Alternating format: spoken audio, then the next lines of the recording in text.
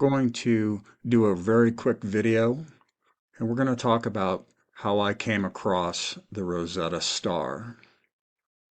And as the verse in Genesis 1:14 said, "And God said, Let there be lights in the firmament of the heaven to divide the day from the night, and let them be for signs and for seasons and for days and for years." Now, it's important that we understand exactly what the transliteration and what these Hebrew words actually meant and where this translation comes from. So I've highlighted the words that we're going to discuss just so that you understand exactly what this is saying instead of what even a lot of modern translations state. Kind of throws you off exactly what God is saying here. But he's talking about lights. So lights in Hebrew, the meaning are luminaries, physical sources of light like the sun, moon, and stars. Signs are a token, a signal, a celestial marker, a divine indicator. Seasons, these are not meteorological seasons, but they mean appointed times and sacred festivals. Days are days, time periods, or calendar units, or measurements of time. And years are just elongated measurements of those times, but year, solar cycle, long-term time units. So what God is really saying here is, let there be stars in the firmament of the heaven to divide the day from the night, and let them be for divine indicators, and for appointed times, and for calendar units and long-term time units of measurement. This is specific to the Rosetta Star. I'm not saying this is the only definition because God utilizes the same verse for many different things, but it certainly could be interpreted for what we're looking at specifically as meaning just that. Using stars such as the Rosetta Star as a divine indicator for appointed times. What could be appointed times? Well, there's very special times that God has appointed for certain elements. And as when you're talking about this final battle between him and his adversaries, that is certainly one of the appointed times. The calendar units, again, these are measurements of times and long-term time units such as years. So let's go back. In 2017, as I already alluded to in the last video, this is when the Revelation 12 sign occurred. Again, those of us that study eschatology, those of us that have been working on this was a very, very significant event. And when this occurred on September 23rd in 2017, we were all looking at this. So I've already, again, talked to you about this in the last video, but when you go ahead and you search Revelation 12 sign in Google, such as this search result comes back with, you'll see all of these different websites and different videos that people have put out talking about this sign. Here's the problem. 8 years of study after this has happened, you can, in essence, come to the conclusion that not one of these initial videos, and now the top searches of these videos or these websites or this information that's out there, is actually what's really happening. This is a big, big problem because if you're just hearing about Revelation 12 sign for the first time, and you go to Google trying to research things and you start researching this, you're going to find things that, in essence, are not right. Anyway, besides all that, what was starting to happen was that I was already, after 2017, utilizing a website, and I'll show you that in just a second. But a lot of these old websites with information and videos, people were putting out back in 2017 utilized a site that we're also going to look at, and that site is called Stellarium. Now, what you can do is you can go to stellarium-web.org. We're going to go to that and visit that site in just a second. But what this site did, more than the site that I was originally using, was it had a lot of these constellation graphics. It had the artwork behind it, and you just could sense and feel that it gave you a little bit better relation than what it was that I was looking at. So let's go ahead first to the site that I was utilizing, and we'll go through just a live demonstration of that.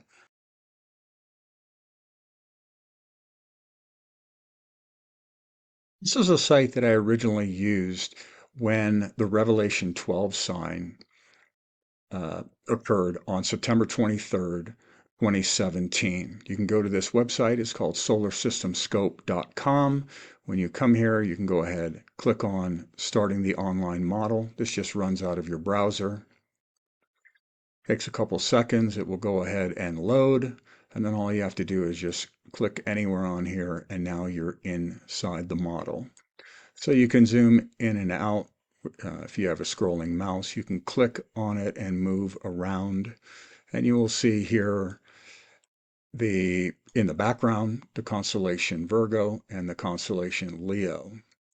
So let's just go back and look at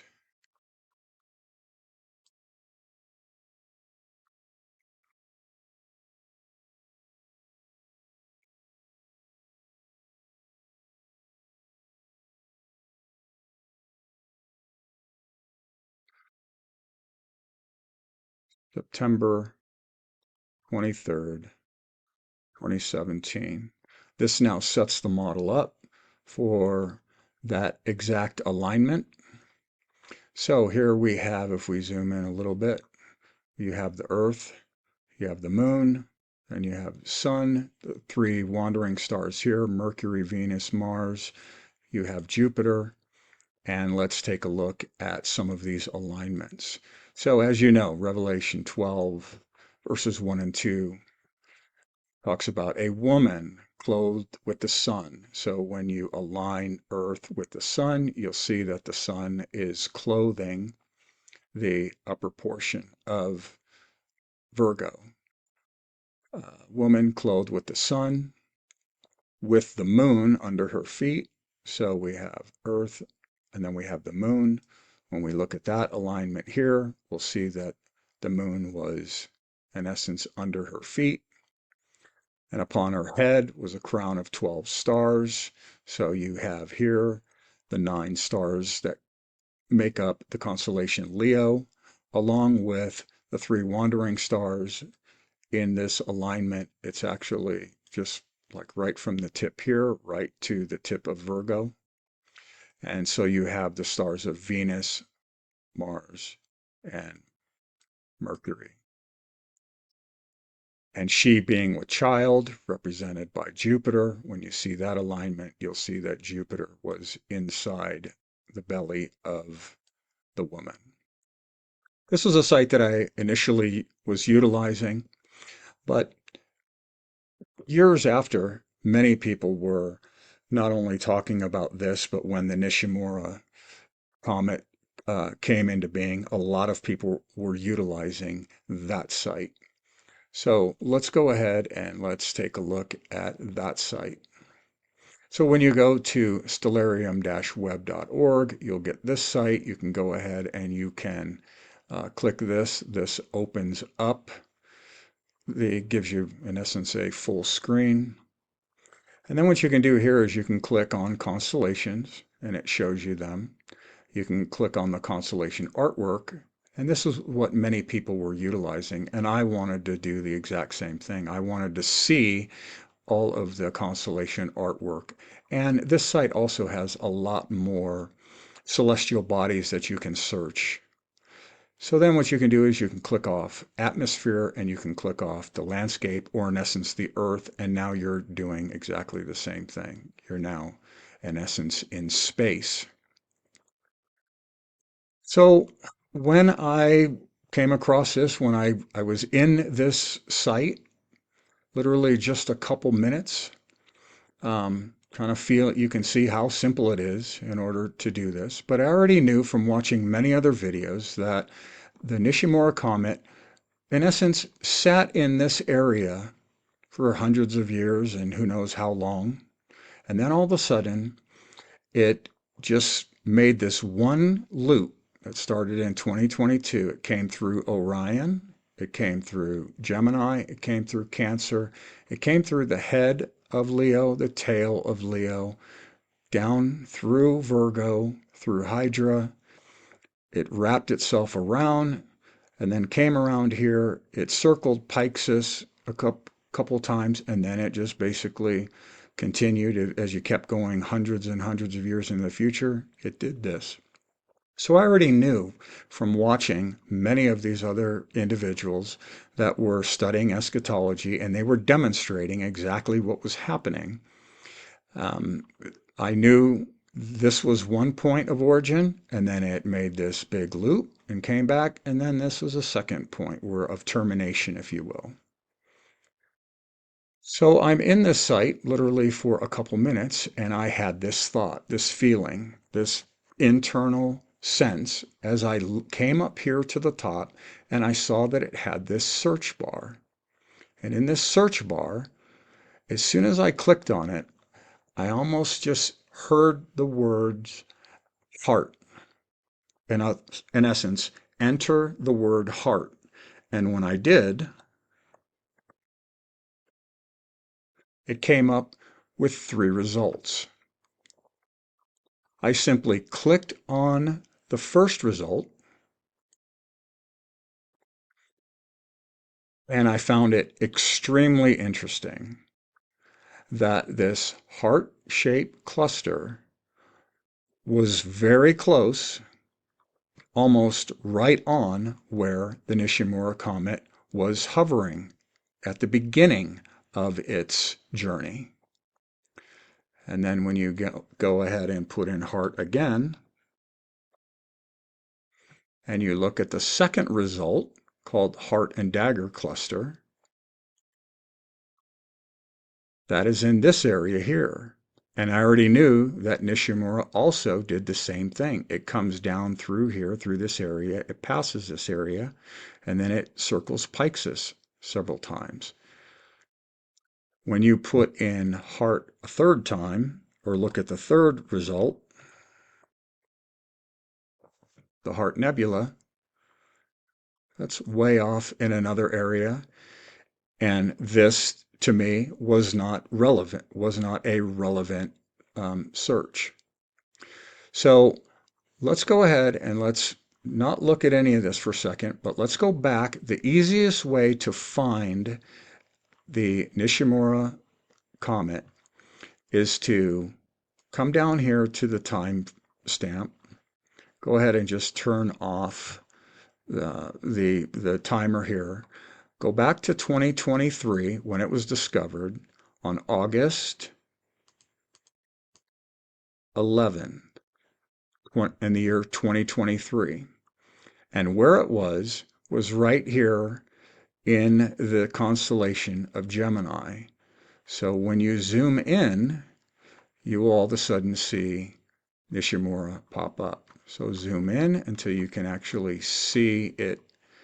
Click on it. Click on this icon here. That puts it right in the center of your screen. So when we pull back or we zoom back out again, now let's go back. Now that we have it, let's go back to where it actually originated its journey. That was in 2022, and that was in October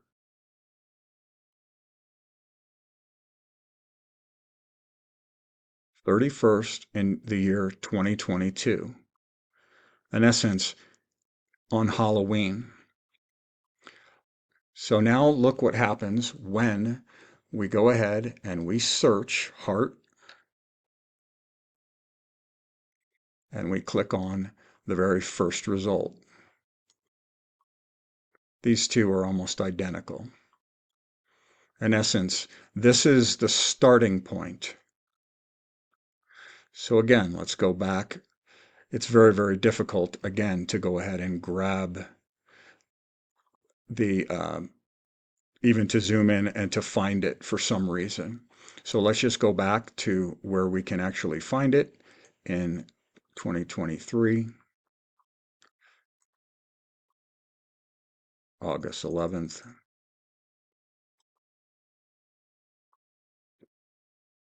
And we know it's back here. Click on it, center it, zoom back out.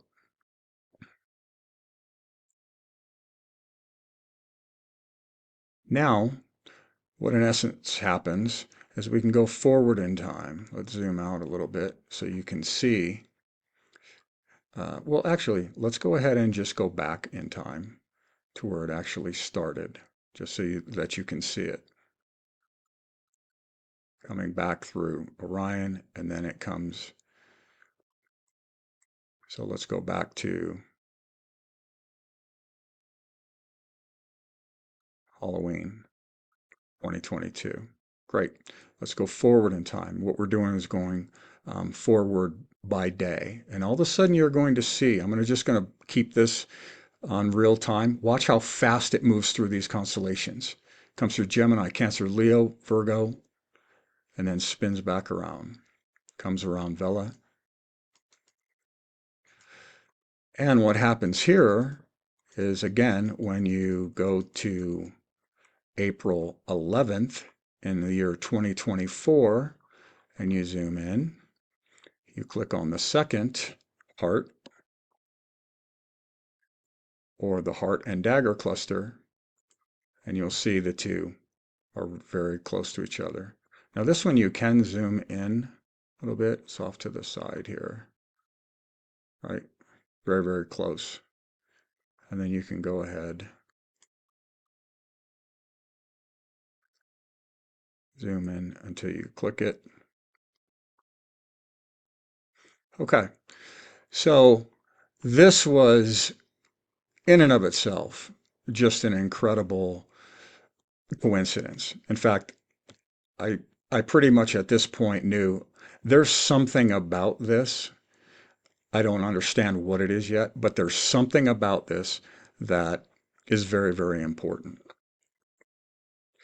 But what happens is, as you continue, and let's just go forward by days, all of a sudden it starts making this revolution around the constellation Pyxis, which is known as the compass. It makes one revolution, it makes a second revolution around it, and then on the third revolution around, it hits the bottom star that makes up this constellation. This constellation is made up of three stars. It is Alpha Pyxis, Beta Pyxis, and Gamma Pyxis. These are the Greek letters, in essence, for A, B, and C, or 1, 2, and 3. So again, at this initial moment, I didn't really understand what it was that I was looking at. But remember and understand, this is a constellation known as the compass, and there's three stars and only three stars. Well, there's a lot of stars that make this up, but this is what makes up the constellation, as you can see with the lines between it. These three stars. So again, this is Alpha, this is Beta, and this is Gamma. Or in essence, the first pass that it makes is through Beta, or the second most important star in the constellation. As we move forward in time by day, by a day count. Then it passes the third most important star, that of Gamma, and then it comes around and then it makes its final pass with alpha. Okay, I'll get to all the day counts and all of that later. At this point, I still wasn't certain what it was. I wasn't even coming up with these day counts. But then what happened was this. As you continue following, and I started looking at all these celestial waypoints, I started paying attention to them at this point. I'm saying there's something interesting about this, and I don't know what it is yet. But now let's fast forward. When did we start all of this? Okay.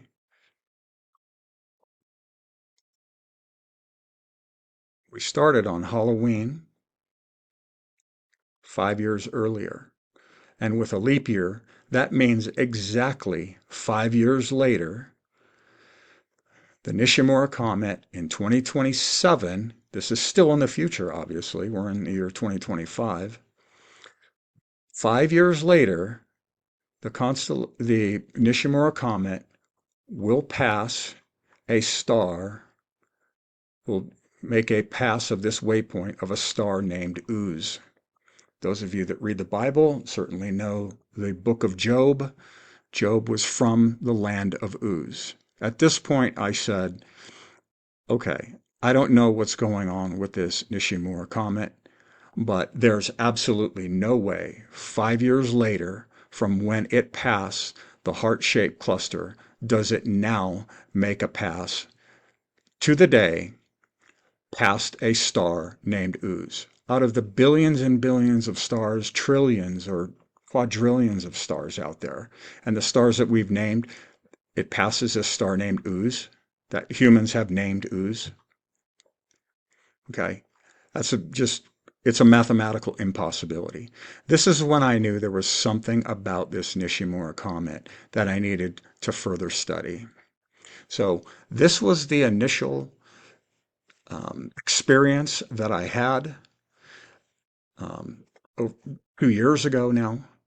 And in the next video, I'll get into the day counts and how this really started to develop and where I started developing the model and other things that started to come into play in order to understand what was happening. I hope you join me for that video. And thanks again for your time. I really appreciate it. God bless you and have a great day.